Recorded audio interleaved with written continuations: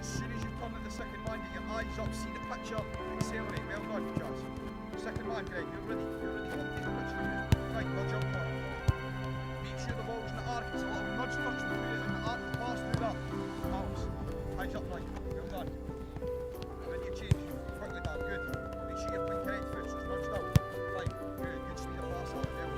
Maybe make the speed of pass longer and don't think it gets there. It's with your nudge, pass.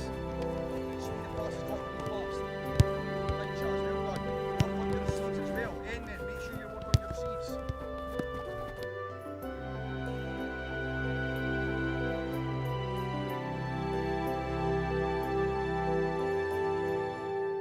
Hi, well my name's Scott Allardyce and I play for Dundee United Football Club. My name is Graham Taylor and I'm from Stirling. My name's Greg and I was playing for a boys club called Celtic Boys, and United asked me to come up training at the age of 13 and I had a few trials games, but they said I wasn't good enough.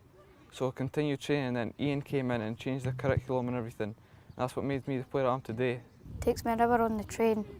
Sometimes I get a wee bit bored, but I've got my music player and that to keep me happy. The academy is in effect the development of players from age under 8 to under 17s. The normal school day starts earlier and goes longer, so within that the players will arrive at around about 7:30, 8:15. They'll have a training session which can vary in content from 8 AM until 9:30. They'll then have the opportunity to refresh and make sure that they're ready to begin class at period 2, which is 9:50.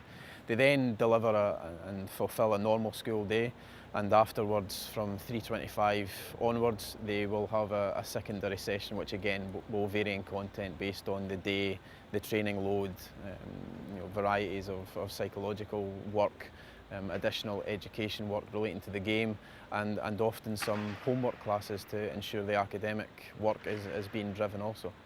It provides an opportunity for a young person to fulfil a wee dream. Inside all of these wee boys is that there's a passion that one day they'll pull on a Scotland shirt and represent their country, or they'll sign for one of the big clubs in Europe or in Britain. We stick to a schedule, which is training in the morning, school, and then training after night. We arrive at St John's at 28 sharp and we just get changed and train for an hour and a half. We'd miss first period and then we'd get in about 9:30, get a shower and then be ready to go to second period. I felt it was an opportunity that I must take, and I couldn't really knock it back because I support United, I want to play for United, and to come in like full time really would be brilliant. I'll get up at 5:30, usually go get my train at 6:25. Usually reach here at like 7, 7:30. Come and train, and we start school at 10 to 10. Just go to school and it finishes at 3:30. Then we come and train again. And I usually get my train at 10 to 6. And go home and just sleep basically. We had to spend quite a lot of time holding discussions and taking views and insight from everyone involved in it, including the kids, including the school, most vitally, and also the parents' view of what life would be like. This is very much fits into two of the key areas. One is the 10,000 hours, which means basically more practice, and the second one is best v best, where you take the elite players and play them against the elite players to improve their performance. So the schools project definitely ticks the boxes for those two things. People call us the footballers, so we are known as the footballers, but we get treated well from people around the school because I think they respect what we're doing, and teachers also know who we are, so that's quite good. The pupils at the school treat us as normal kids. We are normal in the school, we don't act any differently to the others. They're spread across the first year.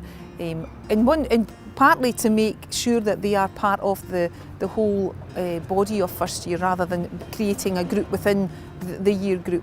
So yeah, they work very well and they've settled very well into the class and they've adjusted the fact that, you know, they miss out period one, but they have managed to make that adjustment and there's no difference made. So while they are a very special group of boys, they're part of a very special group of first years. So yeah, they're part of the whole school.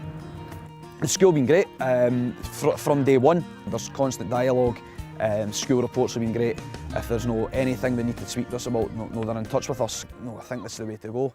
Everybody raves about Barcelona, and rightly so, and Arsenal's and teams like that. And the only way we're going to get to that is if we try and do that. I think sometimes my friends out here don't understand like the opportunity we've got and just think it could be a load of rubbish, but we know it's the best opportunity we have. I see it as an opportunity that no one else has in the whole of Britain really, and it's up to me to sort of take that and use it. I do things at night, which is like socially as well, so I'm not leaving out friends, because I think some of them don't realise like the opportunity that we've got. So I think like for them not to think that, oh, I'm forgetting about them. So I go out socially with them and that, and obviously it's early to bed because I've got another day ahead of us. So we're looking to get a high pass count and then look to score some goals from the pass count and try to get a win. It's just about learning the game at this age, getting know the basics and because we've turned to 11-a-side this season, it's like offsides, throw-ins, stuff like that.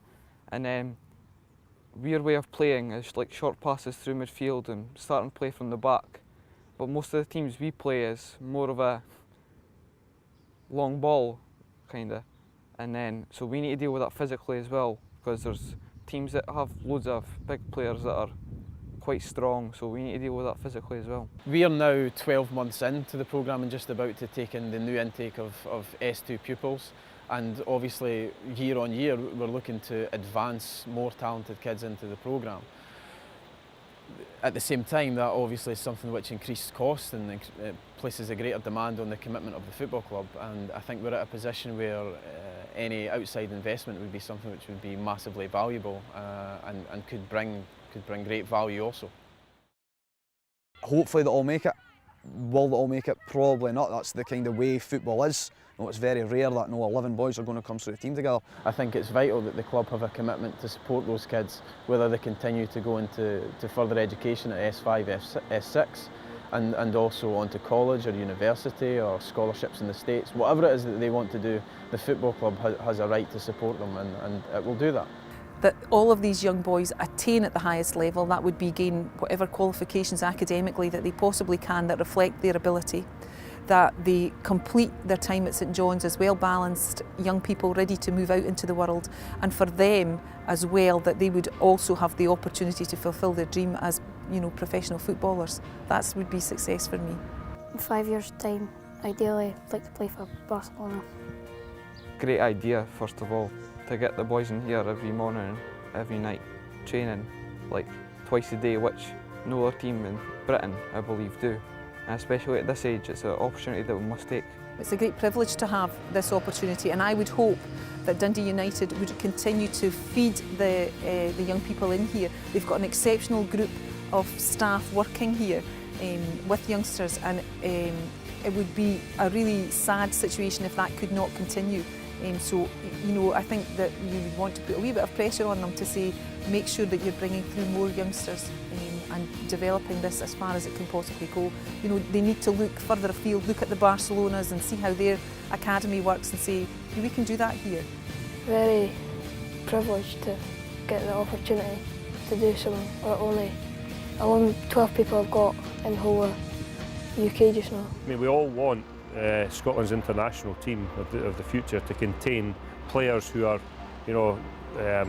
guys who are entertainers, who are technically superbly developed, and we all want to be proud of the national team and the national team to be qualifying for tournaments and doing wonderful things. So, I would encourage anybody who is sitting on the sidelines with an interest to try and get involved and see if they can make a difference.